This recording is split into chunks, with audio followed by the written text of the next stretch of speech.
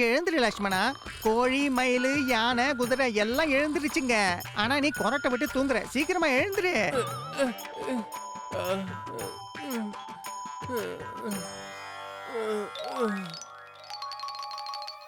என்னது இது? காலங்காத்தால நீங்க தயாராகி இப்படி எங்கப்பா கிளம்பிட்டீங்க? நீங்க இல்ல, நாம. நகரத்துல பெரிய பொருட்காட்சி போட்டிருக்காங்க. பார்க்கணும்னா சீக்கிரமா கிளம்பு. என்ன நகரத்துக்கா? ஏ, நாம நகரத்துக்கு போக போறோம். ஏ, போதும் போதும், இந்த ஆட்டம் ஆடணும். என் நிலைமை ரொம்ப மோசமாயிடும்.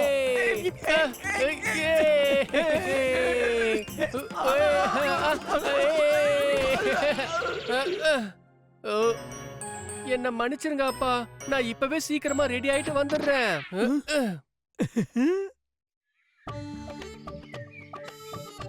இந்த பவன் தான் என்னுடைய பெருமை. பெருமை பெருமை எனக்கும் தான். வா வா.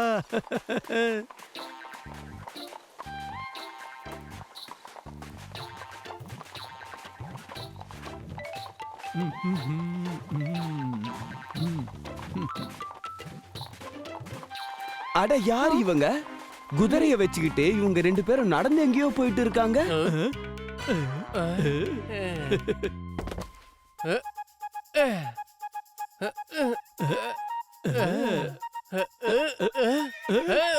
அடடா, என்ன பண்ற நீ? அடடா, யாராவது என் குதிரையை பிடிங்க. அப்பா, மகனே.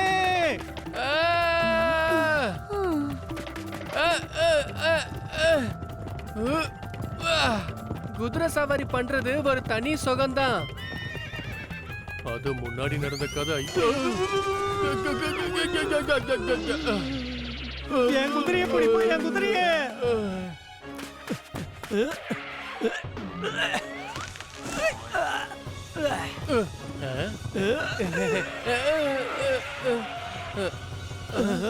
ஒட்டிச்சிட்டேன். இனிமே இது எங்கேயும் ஓடாது. நல்ல வேலையா இது நின்னுடுச்சுப்பா. இல்லனா உங்களுக்கு முன்னாடியே நான் முதல்ல நகரத்தை பார்த்திருப்பேன்.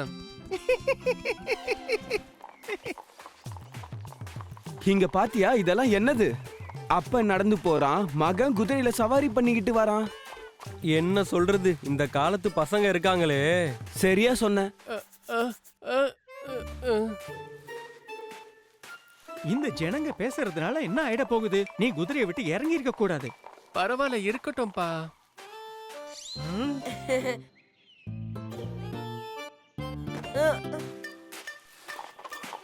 ஏய், கீழே இறங்கியா, கீழே இறங்கு. சின்ன பையன் நடந்து வந்துகிட்டு இருக்கான். நீ என்னடான்னா மகாராஜா மாதிரி குதிரை மேல உட்காந்துட்டு போய்கிட்டு இருக்க. உனக்கு வெக்கமா இல்ல? இல்ல இல்ல, நீங்க தப்பா நினைச்சிட்டு இருக்கீங்க மாமா. பேசாத, எதுவும் பேசாத. இதுக்கு மேல எதுவும் பேசாத. மறுபடியும் நீ குதிரை மேல உட்காந்துட்டு புள்ளைய நடக்க வச்சேன்னு வச்சுக்க, உன்னை இப்படி தூக்குவேன், அப்புறம் ரொம்ப தூரம் வீசிடுவேன். அட, என்னோட இடுப்பு, வயிறு.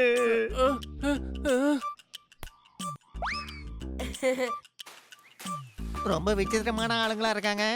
ராஜேஸ்வர் அப்புறம் லக்ஷ்மண் 2 பேரால எதுவுமே புரிஞ்சுக்க முடியல. அதனால பையன் அப்பா கிட்ட சொன்னா, அப்பா சொன்னாரு பையன் கிட்ட. நீ உட்காரு. நீ இல்லங்கப்பா, நீங்க. நான் தான் சொல்றேன்ல, நீ உட்காரு. நீங்க உட்காருங்கப்பா. நீ இல்லப்பா, நீங்க. நீ நீங்க நீங்கப்பா. நீ நாம 2 பேரும் உட்காருவோம். இந்த யோசனை நல்லா இருக்கு.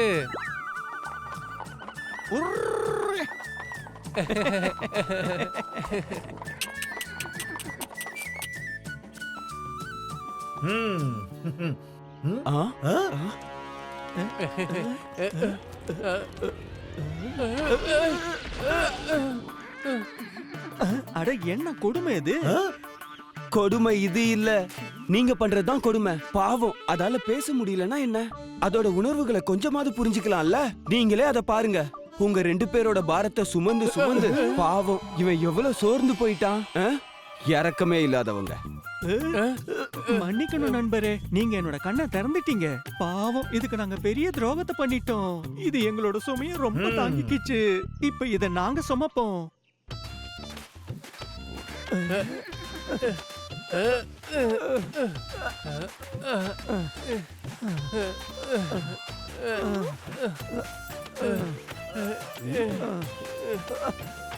அடேங்கப்பா இவங்களோட பாசமான குதிரை போல இருக்கு. குதிரை முதுகுல மனுஷன் உட்காந்து பார்த்திருக்கோம். ஆனா மனுஷனோட தோல்ல குதிரையா? இப்படி முதல் தடவையா நான் பாக்குறேன்.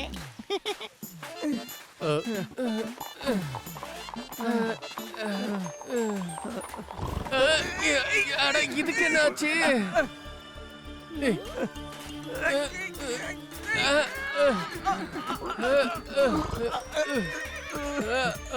அடடா, இப்ப என்ன பிரச்சனை?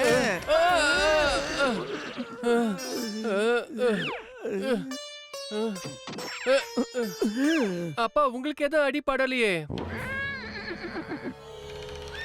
அட பாபு கண்ணா,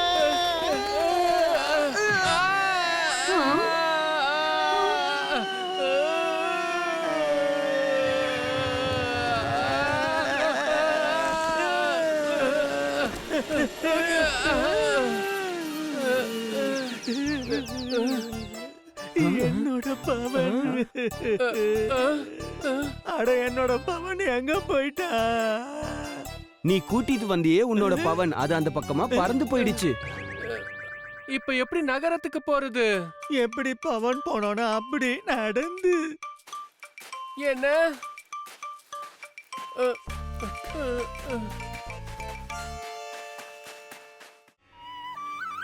கிராமத்திலேயே ரொம்ப இனிப்பான வாழைப்பழம், அதுக்கப்புறம் சுவையான மாம்பழம் மோகனோட மரத்துல தான் விளைஞ்சுது. பழங்கள்லாம் நல்லா விளைஞ்சிருக்கு வசந்தி. இந்த முறை விஜயநகர்ல இருக்கிற பெரிய மார்க்கெட்ல வியாபாரம் பண்ணா நமக்கு நிறைய லாபம் கிடைக்கும்.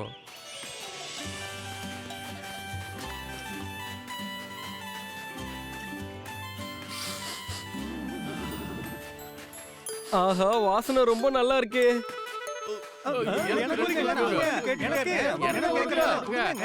சிலர் 1 கிலோ மாம்பழம் வாங்குனாங்க, சிலர் 2 கிலோ, அப்புறம் சில பேர் வாழைப்பழம்.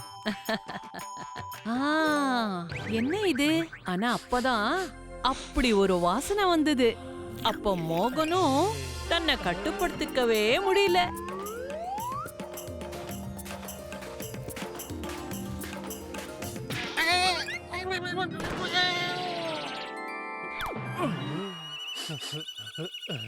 இது என்னோடது. இதுல என்னென்ன இருக்கு? பாயசம். அப்ப இது சாப்பிடுற பொருளா? எனக்கு கொஞ்சம் கொடுங்கல. உனக்கு கொடுத்துட்டா நான் என்ன சாப்பிடுறது? 6 வாழைப்பழம் அப்புறம் மாம்பழங்களுக்கு பதிலா மோகன் அந்த ஆளுகிட்ட பாயசத்தை வாங்கிக்கிட்டான்.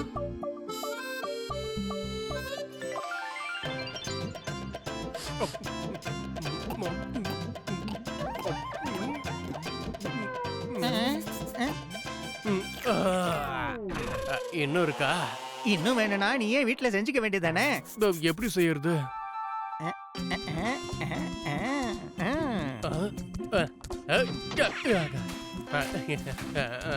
அப்புறம் நிறைய வாழைப்பழங்கள் அப்புறம் மாம்பழங்களுக்கு பதிலா அந்த ஆளு மோகனுக்கு பாயசம் செய்யறதுக்கான ரெசிபியும் சொன்னாரு. வசந்தி, வசந்தி, அட வசந்தி, நான் சொல்றது கொஞ்சம் கேள. என்ன ரொம்ப சந்தோஷமா இருக்கீங்க? நல்ல லாபம் கிடைச்சதா? லாபத்தை விட்டு தள்ளு. இன்னைக்கு மனசுக்கு சந்தோஷத்தை கொடுக்கற மாதிரி நான் ஒண்ணு சாப்பிட்டுட்டு வந்திருக்கேன். அதான் இந்த சந்தோஷம். மனசும் சந்தோஷமா இருக்கு. இரு, உனக்கு நான் ஒண்ணு காட்டுறேன். இதுல போட்ட சக்கரை, இப்ப ஊத்தணும் நெய். ஆ, இதுல போடுற முந்திரி அப்புறம் திராட்சை. இதோ ஆயிடுச்சு பாயாசம்.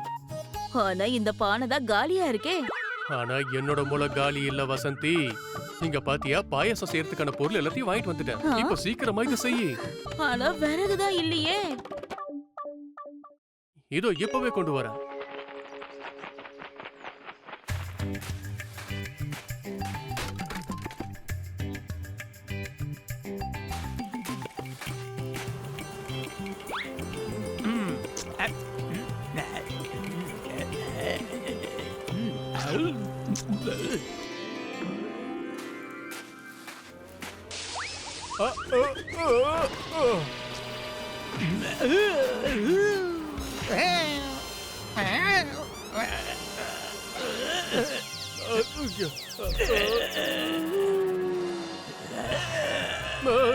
கரடி, காப்பாத்துங்க. இந்த கரடி எங்க இருந்து வந்துச்சு தெரியலையே.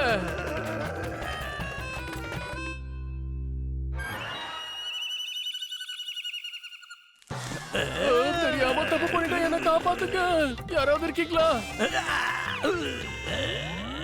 எனக்கு ஒரு நாள் விட்டுருங்க, எனக்கு நான் சாப்பிடணும். நீ என்ன சாப்பிட போறியா? இல்ல கரடி, நான் பாயாசத்தை பத்தி பேசிட்டு இருந்தேன். எல்லாமே என் தப்புதான். நான் பாயாசம் சாப்பிட ஆசைப்படாம இருந்திருந்தா நான் காட்டுக்கு விறகு எடுக்கவும் வந்திருக்க மாட்டேன், கால் சறுக்கி கீழே விழுந்திருக்கவும் மாட்டேன், அந்த விறகு உங்க மேலயும் பட்டிருக்காது. அப்படின்னா நான் பாயாசம் சாப்பிடணும்னு ஆசைப்பட்ட கனவு கடைசி வரைக்கும் கனவாவே இருக்க போகுது. பாயசமா? பாயசம் அப்படின்னா என்னது? பாயசமா? பாயாசத்தோட சுவை அடேங்கப்பா, பாயாசத்தோட வாசனை. பாயாசம் சாப்பிடலனா வேற எதை சாப்பிடுறது?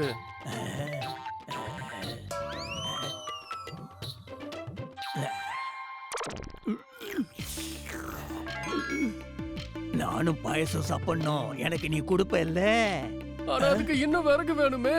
நீ பாயசத்துல கவனம் செலுத்து. 100, 500 எவ்வளவு சொல்றியோ அவ்வளவு விறகு கொண்டு வந்து தரேன். 500 மட்டும் போதும். இவ்வளவு விறகு ஒரு மாசம் வரைக்கும் ஓடும். 2 பை. என்ன கரடியா? ஜனங்கள் அவங்களுடைய நண்பர்களுக்கு உறவினர்களுக்கு அழைப்பு கொடுப்பாங்க, ஆனா நீங்க கரடியா அழைச்சிருக்கீங்க. ஓஹோ, பாவம் வசந்தி என்ன பண்ணுவா? ஆரம்பிச்சுட்டா விருந்தாளிக்கு பாயசம் பண்றதுக்கு.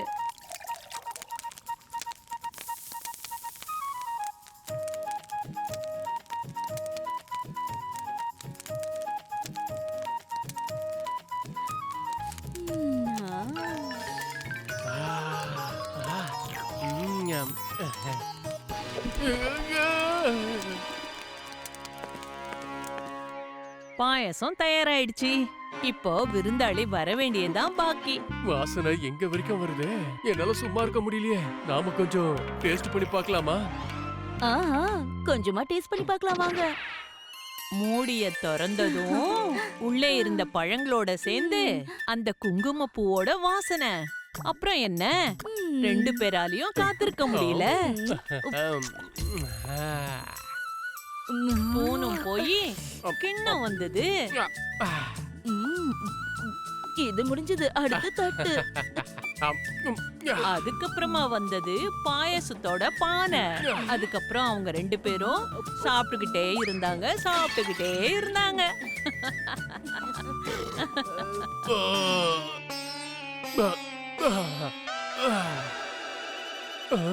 அட, நம்ம மொத்த பாயாசத்தையும் சாப்பிட்டோம். இப்ப என்ன பண்றது? கரடிக்கு எங்க இருந்து தெரிய போகுது பாயசத்தோட சுவை? இப்படி நினைச்சுக்கிட்டு அவங்க பால்ல தண்ணிய கலந்து மிச்சம் இருந்த அரிசிய அதுல சேர்த்தாங்க. அதுல என்ன இருந்ததோ அதெல்லாம் வெந்து தயாராயிடுச்சு. 2 பேரும் என்ன நினைச்சாங்கன்னா, அவங்க வீட்ல இல்லாம இருந்தா அது கரடிக்கு பிடிச்சிருக்கோ இல்ல பிடிக்காம இருக்கோ, அதால அவங்கள என்ன பண்ண முடியும்?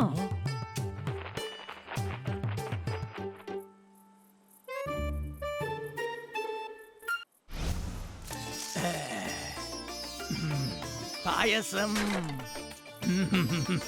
பாயசம் சாப்பிடுற ஆசையில பாவம் அந்த கரடி பசியோட வந்ததும் அது பாயசம் சாப்பிட ஆரம்பிச்சிடுச்சு. ஆனா அப்படியே அது தண்ணி மாதிரி சுவையே இல்லாம இருந்தது. அப்புறம் பானையில அரிசியோட ட்ரை ஃப்ரூட் இல்லாம செஞ்ச அந்த பாயசம் அதுக்கு எங்க இருந்து பிடிக்க போகுது?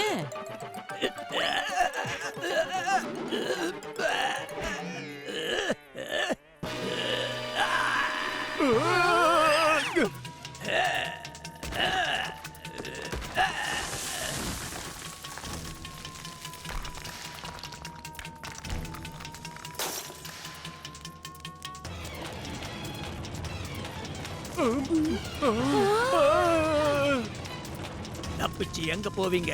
உங்களை நான் சும்மா விட மாட்டேன். பாயசத்தை பத்தி அவ்வளவு பெருமையா பேசிட்டு என்ன சாப்பிட கொடுத்தீங்க நீங்க? ஒரு தடவை மட்டும் கையில மாட்டினீங்க, அவ்வளவுதான், சும்மா விட மாட்டேன்.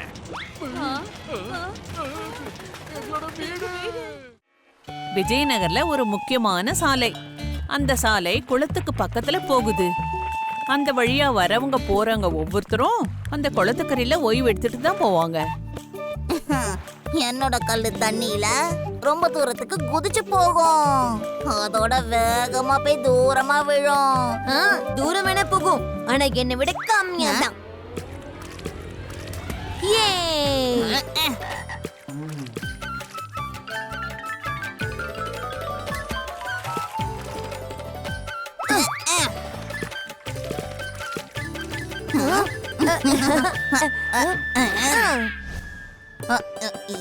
இது என்ன இது கல்லு? இதுல ஏதோ எழுதி இருக்கு.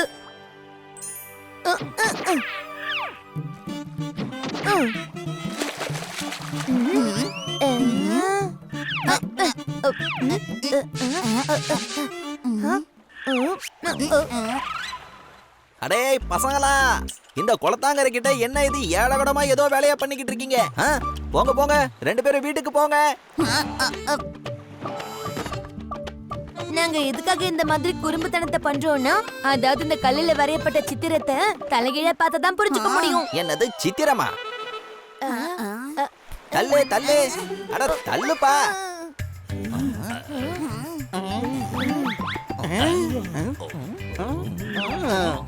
இது என்னமோ எனக்கு ஒரு கழுத மாதிரி தெரியுது. கொம்பும் உடைஞ்சு போன பானை. ஆனா இதுக்கு அர்த்தம் என்னவா இருக்கும்?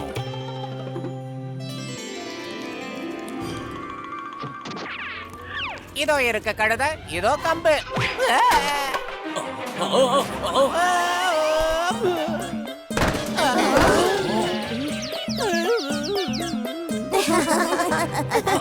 நான் நல்ல புத்துணர்வோட யோசிச்சு பாக்குறேன்.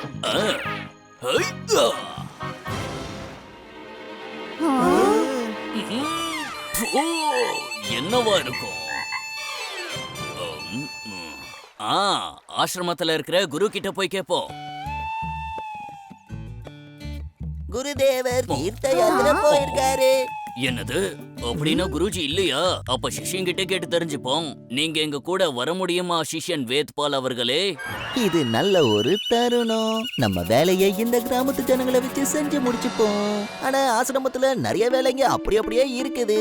அந்த வேலையை யாரு செய்வாங்க? சரிங்க, நீங்க செய்ய வேண்டிய வேலையை நாங்க செய்யறோம். சரி சரி, அவருடைய வேலையை நம்ம சீக்கிரமா செஞ்சு முடிச்சிருவோம்.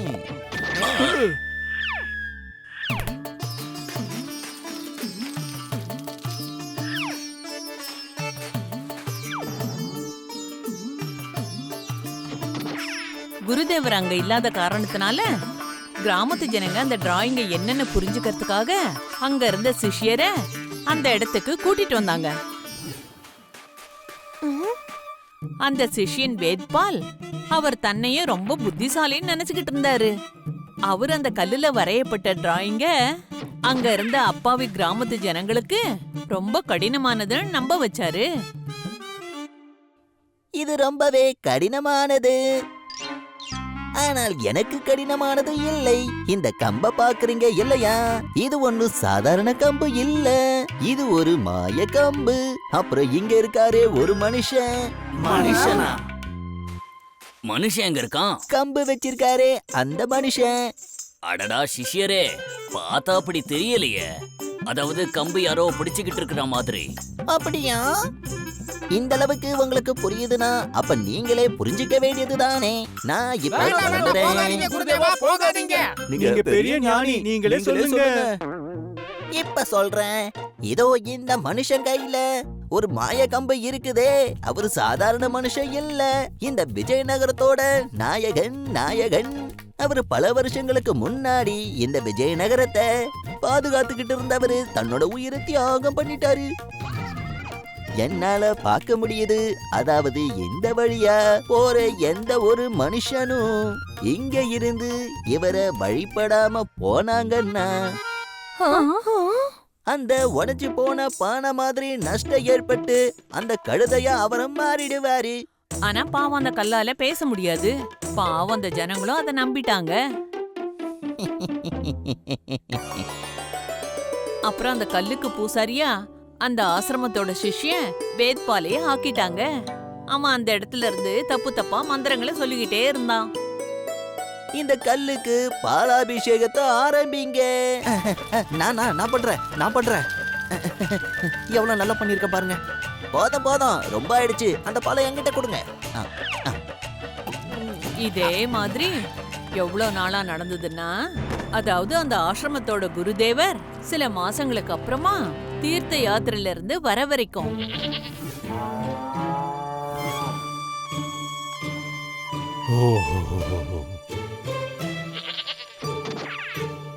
என்னுடைய செல்ல பிராணிகளே, இந்த ஆசிரமத்துக்கு இப்படி ஒரு பரிதாப நிலையா? சிஷ்ய வேதுபால், வேதுபால், இதுங்க ஏன் அந்த இடத்தை நோக்கி சைகை காட்டுதுங்க? அப்புறம் அங்க என்ன அப்படி ஒரு கூட்டம்?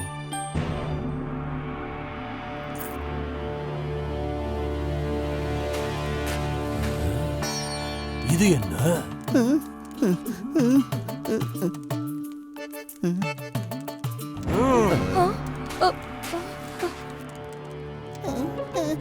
குருதேவா,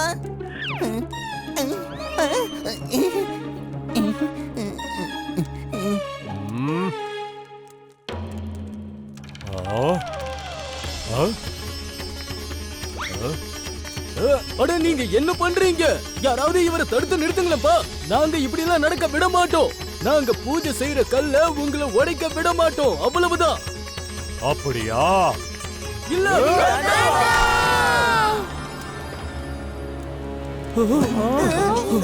என்னப்பா இது? இது என்ன இது? என்ன நடக்குது? புதையலா? இந்த கல்லுல வரையப்பட்ட சித்திரம் என்ன சொல்லுதுன்னா, நாம ஏதாவது ஒரு இரும்பு கம்பியால இதை உடைச்சோம்னா உங்களுக்கு புதையல் கிடைக்கும்னு. அப்படி செய்யாதவன் சரியான கழுதைன்னு சொல்லுது. அப்படி நாம நம்ம புத்திய பயன்படுத்தாம கண்மூடித்தனமா மத்தவங்க பேச்ச நம்பினா இப்படிதான் முட்டாளாகிட்டே போவீங்க. என்ன மன்னிச்சிருங்க குருதேவா. இந்த புதையல் இந்த கிராமத்தோடது. அதனால இந்த சாலைய பழுது பார்க்க இத பயன்படுத்திப்போ. அதனால நகரத்துக்கு போற மக்களுக்கு வசதியா இருக்கும். If you like this video, subscribe to our channel Murthy Media.